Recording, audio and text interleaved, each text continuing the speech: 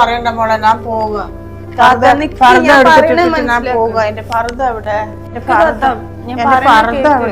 എന്റെ ഫർദ കാണാം.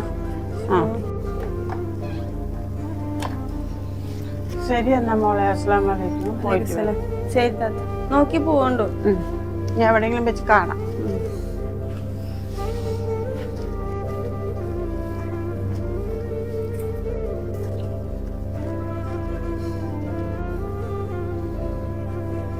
എന്ത് ചെയ്യാ? ഉപ്പ ഇവിടെ ഇരിക്കുകയാണ്.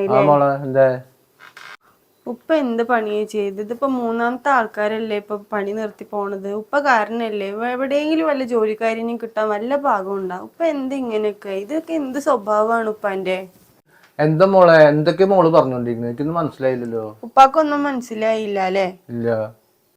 ഉപ്പ ചെയ്ത കാര്യങ്ങളൊക്കെ ആ താത്ത എന്റെ അടുത്ത് പറഞ്ഞിട്ട് തന്നെയാ പോയത്. ഉപ്പ എന്തിനാ ഇങ്ങനെ ആൾക്കാരുടെ അടുത്ത് നിക്കുന്നത്? ഇതൊക്കെ ഒരു നല്ല സ്വഭാവം എന്ന് പറഞ്ഞിട്ടാണ് ഇങ്ങനെയൊക്കെ പെരുമാറാൻ നിക്കുന്നത്. ഇതുപോലത്തെ ഒക്കെ ഒരാൾക്കാരെ നമ്മളെ വിശ്വസിച്ചിട്ട് കുടുംബത്തിൽ കയറ്റാൻ പാകത്തിന് വല്ല ജോലിക്കാരിനെ എവിടെയെങ്കിലും കിട്ടാനുണ്ടാ?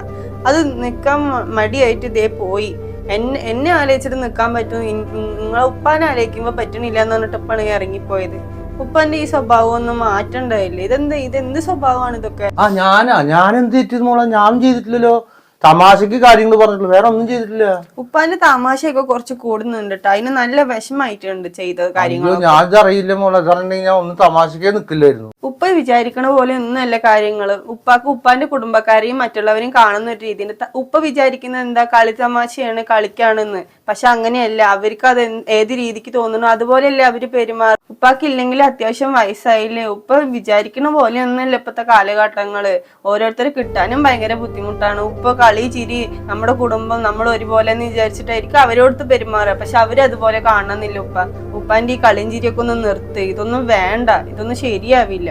ഞാൻ അങ്ങനെയൊന്നും വിചാരിച്ചിട്ടില്ല മോളെ. ഇത് ഞാൻ അറിഞ്ഞപ്പോ എനിക്ക് ഭയങ്കര ഷോക്ക് പോലെ ഇരിക്കുന്നത്. എനിക്ക് ഈ സംഭവം ഒന്നും അറിയില്ല. തമാശക്ക് ഫണ്ണ് പോലെ ചെയ്തതാണ്. അതിപ്പോ ഇത്ര സീരിയസ് ആവുമെന്ന് എനിക്കറിയാം. താത്താടെ നമ്പർ കാട്ടിക്കാൻ ഞാൻ വിളിച്ചിട്ട് പറയാം. അത് കുഴപ്പമില്ലാതെ ഞാൻ പറയാം, നിങ്ങൾക്ക് വരാൻ പറയാം. അതിനി ഒരിക്കലും ഈ പടി ചവിട്ടില്ല എന്ന് പറഞ്ഞിട്ടാണ് ഉപ്പ ഇറങ്ങിപ്പോയത്. ഉപ്പ ഇനിയിപ്പോ ആരെയും വിളിച്ചൊന്നും കാര്യങ്ങളൊന്നും പറയാൻ നിൽക്കണ്ട. ആദ്യം ഉപ്പാന്റെ ഈ കളിയും ചിരിയൊക്കെ മനുഷ്യന്മാരുടെ അടുത്തുള്ളതൊന്നും നിർത്ത്. ഇനി ഒരാൾക്കാരെ കൊണ്ടുവന്ന് പറഞ്ഞിട്ട് ഇങ്ങനെയൊന്നും നിൽക്കരുത് കേട്ടോ. അത്യാവശ്യം വയസ്സായില്ലേ ഉപ്പാക്ക്. ഉപ്പാന്റെ അടുത്ത് ഇതൊക്കെ പറയണ എനിക്കൊരു ആവശ്യമില്ല. ഉപ്പ കാരണമാണ് ഇപ്പൊ ഇതൊക്കെ എന്നെ കൊണ്ട് പറയിപ്പിച്ചത്. എനിക്ക് ഇത്രയൊക്കെ പറയാനുള്ളൂ. ഉപ്പാനോട് ഇനി എനിക്കൊന്നും പറയാനില്ലപ്പ. മോളടക്കം പറഞ്ഞു തരുന്നത് കാര്യമായി, ആകെ സങ്കടായി.